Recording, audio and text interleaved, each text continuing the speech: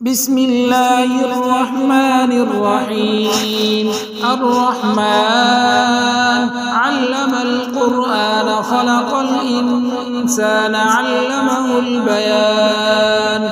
الشمس والقمر بحسبان والنجم والشجر يسجدان والسماء رفعها ووضع الميزان ألا تطغوا في الميزان وأقيموا الوزن بالقسط ولا تخسروا الميزان.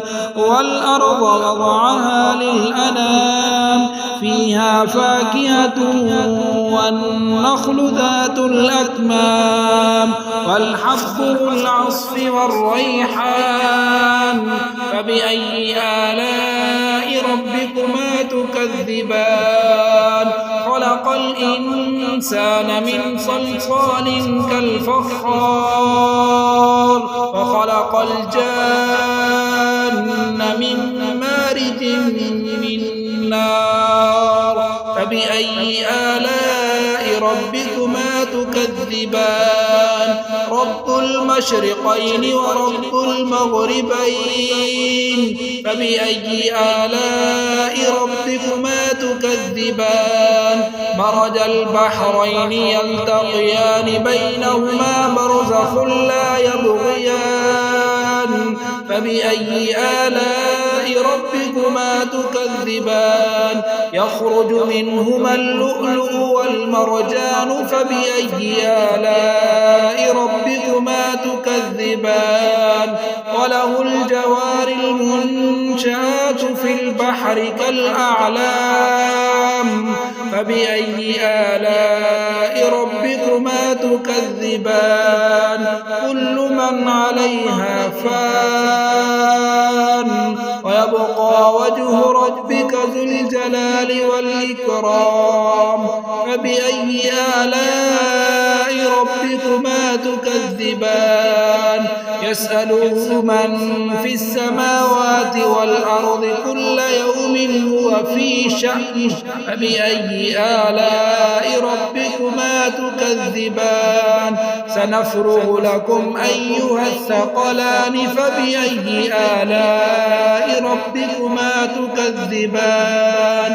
يا معشر الجن والإنس إن استطعتم أن تنفذوا من أقطار السماوات والأرض فانفذوا لا تنفذون إلا بسلطان.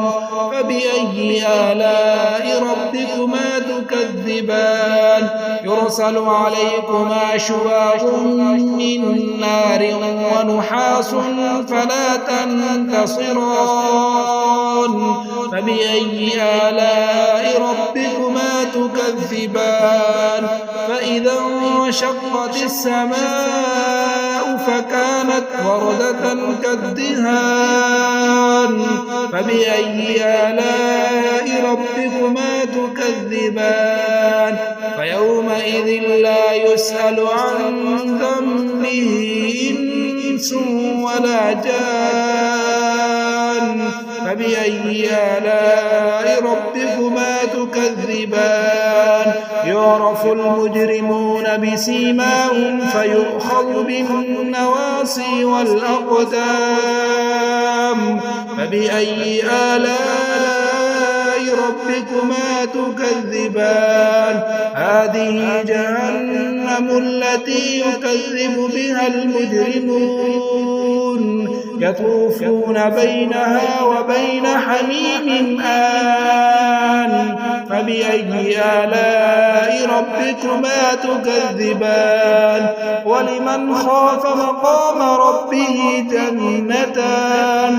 فبأي آلاء ربكما تكذبان؟ ذواتا أفنان. فبأي آلاء ربكما تكذبان؟ فيهما عينان تجريان. فبأي آلاء ربكما تكذبان فيهما من كل فاكهة زوجان فبأي آلاء ربكما تكذبان متكئين على فرش بطائنها من استبرق وجنى الجنتين دان فبأي آلاء ربكما تكذبان فيهن قاصرات الطرف لم يطمثهن إنس قبلهم ولا جان فبأي آلاء ربكما تكذبان كأنهن الياقوت والمرجان فبأي آلاء ربكما تكذبان هل جزاء الإحسان إلا الإحسان فبأي آلاء ربكما تكذبان ومن دونهما جنتان فبأي آلاء ربكما تكذبان مدهامتان فبأي آلاء ربكما تكذبان فيهما عينان نضاختان فبأي آلاء ربكما تكذبان فيهما فاكهة ونخل ورمان فبأي آلاء ربكما تكذبان فيهن خيرات حسان فبأي آلاء ربكما تكذبان حور مقصورات في الخيام فبأي آلاء ربكما تكذبان لم يطمثهن إنس قبلهم ولا جان فبأي آلاء ربكما تكذبان متكئين على رفرف خضر وعبقري حسان فبأي آلاء ربكما تكذبان تبارك اسم ربك ذي الجلال والإكرام صدق الله العظيم.